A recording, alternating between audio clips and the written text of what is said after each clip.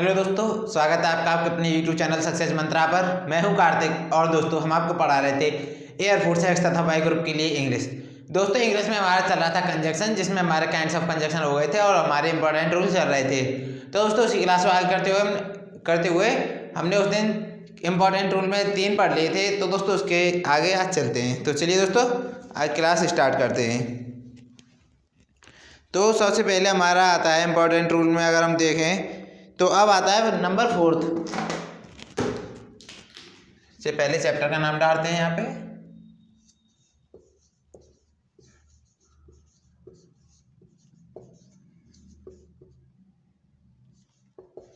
The conjunction.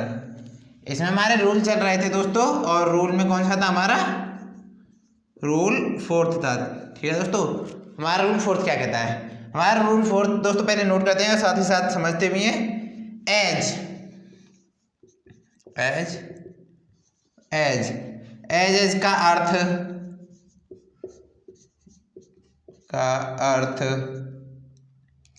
As as का अर्थ इतना जितना होता है, इतना जितना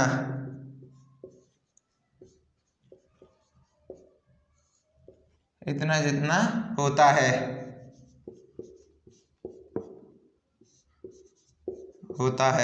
इनका उपयोग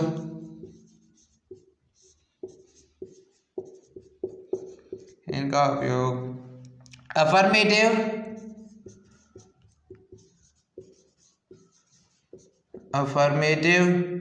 तथा नेगेटिव सेंटेंस में होता है। नेगेटिव सेंटेंस में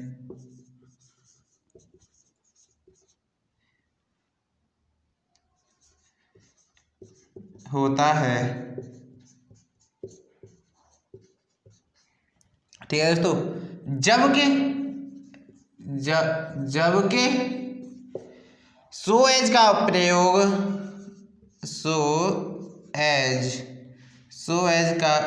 लिख लो, या प्रयोग सो एज का उपयोग नेगेटिव सेंटेंस में होता है। नेगेटिव सेंटेंस में होता है।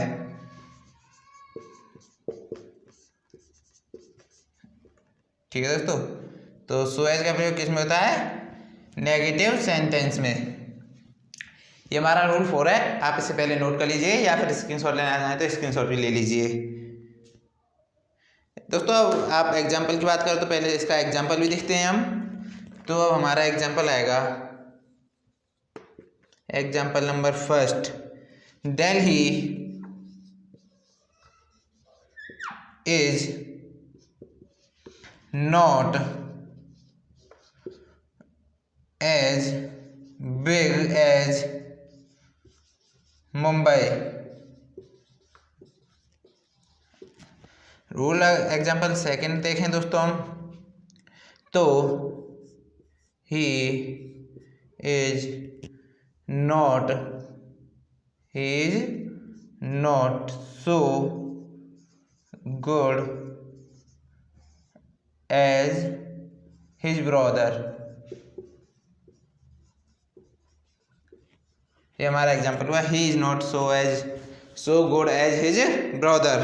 ठीक है दोस्तों, तो आप होप करते हैं आपने नोट कर लिया होगा। एक बार इसको रिपीट करते हैं। एज का अर्थ इतना जितना होता है। ठीक है, एज का अर्थ क्या होता है? इतना जितना, जिसका प्रयोग हम अफर्मेटिव तथा नेगेटिव दोनों में ही करते हैं। लेकिन यहाँ पे जो ये सो एज आता है, सो एज, इसे हमेशा हम नेगेटिव में यूज होता है। इसका उपयोग हमेशा नेगेटिव में। जैसे हम देखिए, पहले हमने इसको देखा, Delhi is not as big as. यहाँ पे देखिए एज यहाँ पे ये सेंटेंस है जो हमारा अफर्मेटिव है। कैसा है? अफर्मेटिव। ठीक है, और he is not so as, यहाँ पे सो एज है तो सो एज का उपयोग नेगेटिव।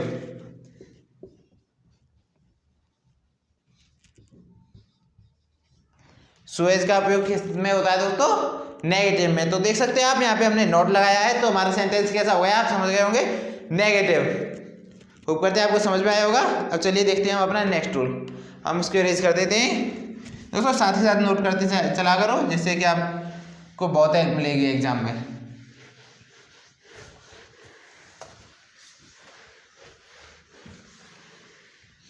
चलिए अब देखते हैं अपना रूल 5th, मतलब 5वां रूल। तो हमारा रूल 5वां क्या कहता है कि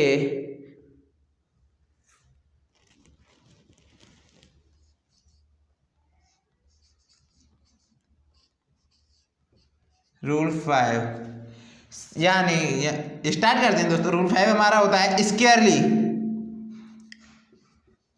स्केयर, एक मिनट दोस्तों,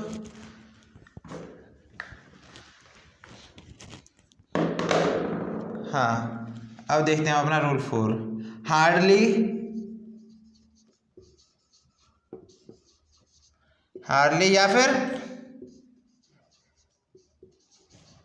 स्केयरली, हार्डली या स्केयरली के साथ, हार्डली या स्केयरली के साथ व्हेन या बिफोर,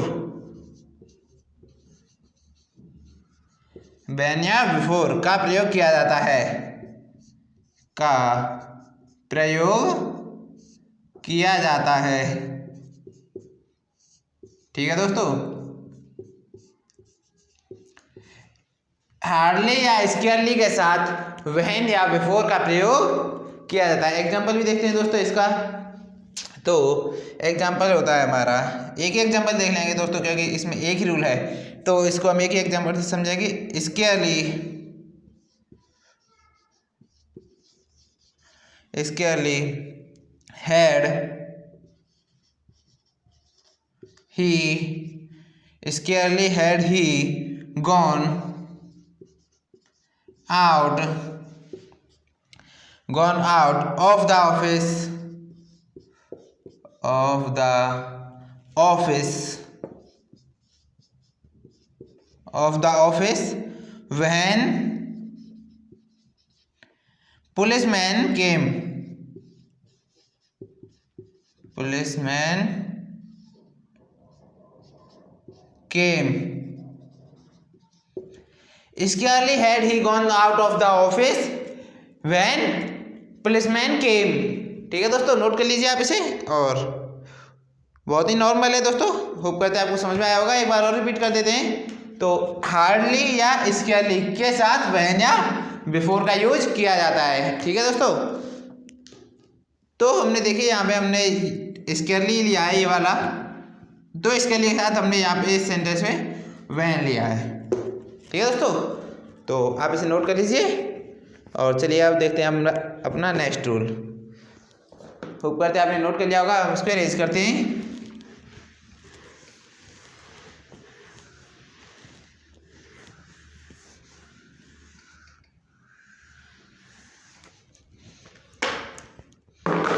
चलिए अब देखते हैं अपना रूल नंबर 6।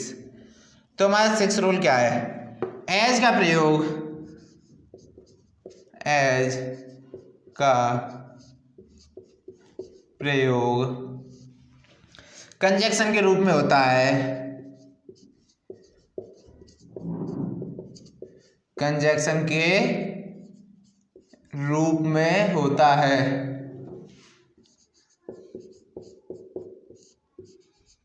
एज का प्रयोग कंजक्शन के रूप में होता है, और इसके बाद हमेशा, और इसके बाद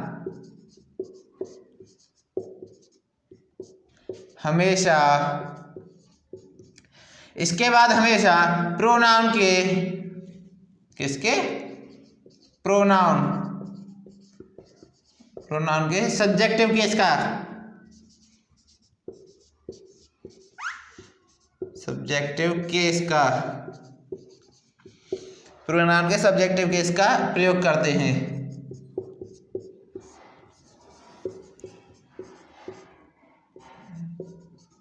ठीक है दोस्तों, एज का प्रयोग कंजक्शन के रूप में होता है और इसके लिए हमेशा प्रोनाउन के सब्जेक्टिव केस का प्रयोग करते हैं। एग्जाम्पल देखते हैं। तो हमारा एग्जाम्पल, तो Seema works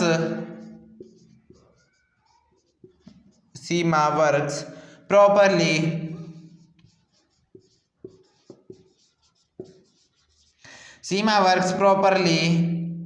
as I do. एक और देखिए ये एग्जाम्पल फर्स्ट नोट कर लीजिए और अब एक एग्जाम्पल सेकंड देख लीजिए। राजेश वर्क्स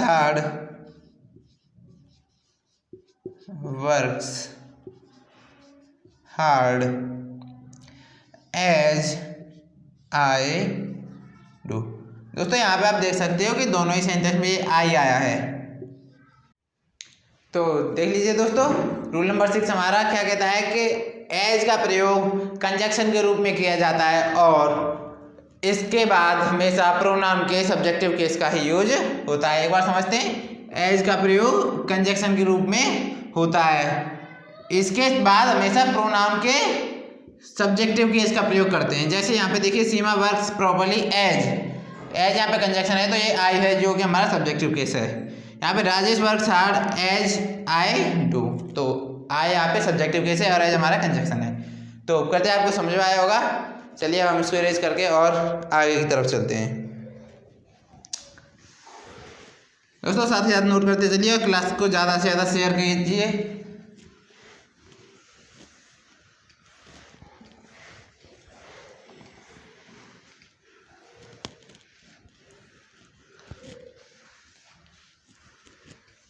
चलिए दोस्तों, अब देखते हैं हम अपना नेक्स्ट रूल। कौन सा है हमारा रूल 7? रूल 7 क्या कहता है? वैन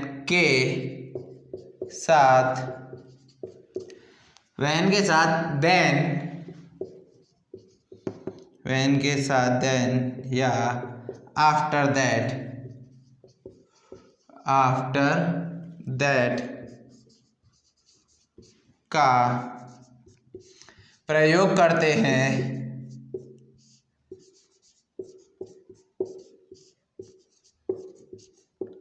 वैन के साथ देन या आफ्टर दैट का प्रयोग नहीं करते हैं। दोस्तों सॉरी दोस्तों, यहाँ पे थोड़ा मिस्टेक हो गई। आफ्टर दैट का प्रयोग नहीं करते हैं,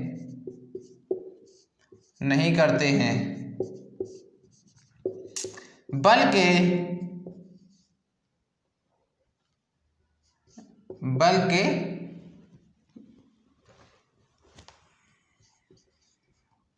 सर दोस्तों यहाँ पे थोड़ा मिस्टेक हो गई।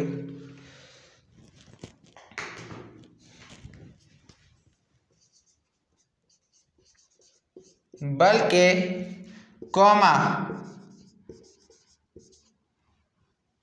कॉमा का प्रयोग करते हैं।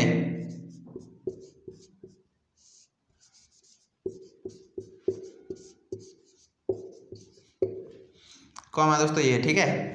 अब हम एग्जाम्पल देखते हैं दोस्तों। इसका एक एग्जाम्पल क्या आएगा हमारा, तो देखते हैं अब एग्जाम्पल। तो हमारा एग्जाम्पल है, when Manish called me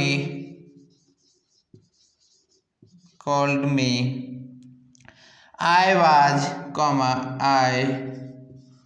was reading a novel। ये हमारा फर्स्ट हुआ और अब हमारा सेकंड देखते हैं हम अपना। तो सेकंड होता है हमारा, when I reached the station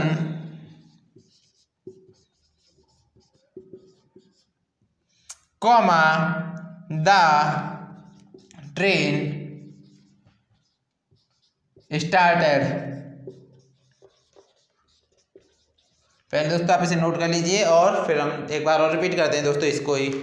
तो व्हेन के साथ देन या आफ्टर दैट का प्रयोग नहीं करते हैं। जिस सेंटेंस में व्हेन आता है तो उसके साथ हम देन या आफ्टर दैट का प्रयोग नहीं करते, बल्कि उसके साथ किसका यूज करते हैं, कॉमा का। ठीक है दोस्तों, कॉमा का यूज करते हैं। जैसे हमने देखा इस सेंटेंस में, हमने देखा कि व्हेन मनीष कॉल्ड मी, यहाँ पे हम देन नहीं लगा सकते या फिर आफ्टर दैट भी नहीं लगा सकते।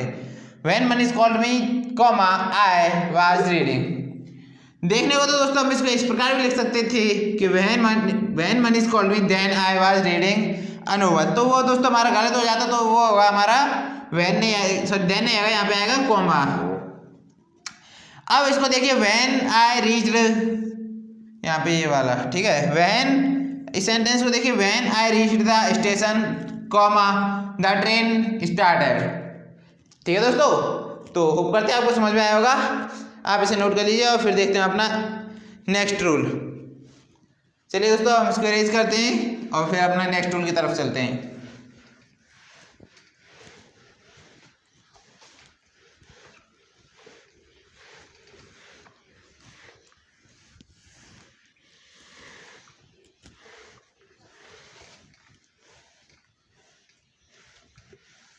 चलिए दोस्तों अब देखते हैं अपना रूल नंबर 8। ठीक है, तो रूल 8,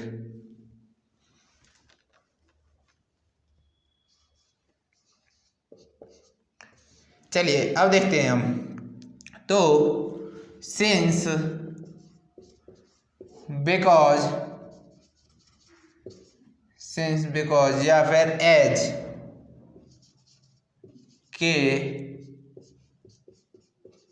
साथ, सिंस बिकॉज एज के साथ देयरफॉर या फिर ऑब्लिक लगा कर सो, देयरफॉर सो का प्रयोग नहीं करते हैं।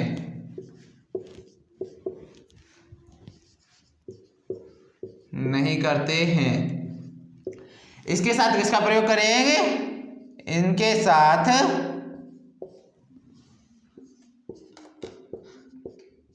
साथ किसका करेंगे दोस्तों, कॉमा का। इनके साथ भी हम कॉमा का यूज करते हैं,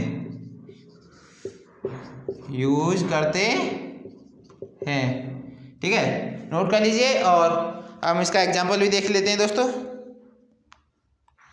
तो हमारा एग्जाम्पल देखेंगे तो कुछ इस प्रकार से होगा। चलिए देखते हैं। वह नहीं, एज, यहाँ पे वह नहीं आएगा, सॉरी दोस्तों, यहाँ पे आएगा as.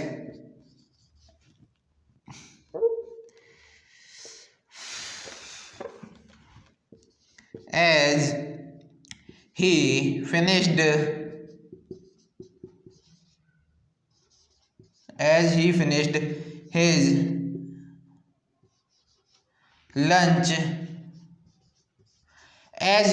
his lunch, comma he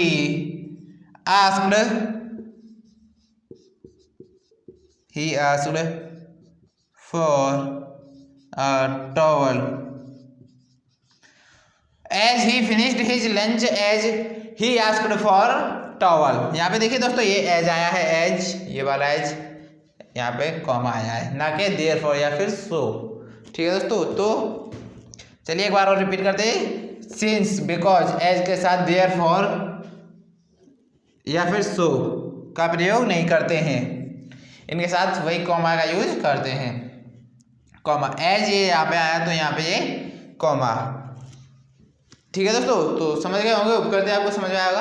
तो दोस्तों आज की क्लास को यहीं पर समाप्त करते हैं, और क्लास आपको पसंद आई हो तो ज़्यादा से ज़्यादा शेयर करें अपने फ्रेंड्स के साथ, लाइक करें और चैनल को सब्सक्राइब करें। चलिए दोस्तों मिलते हैं नेक्स्ट वीडियो में इसका नेक्स्ट पार्ट लेकर, तब तक के लिए बाय बाय, टेक केयर।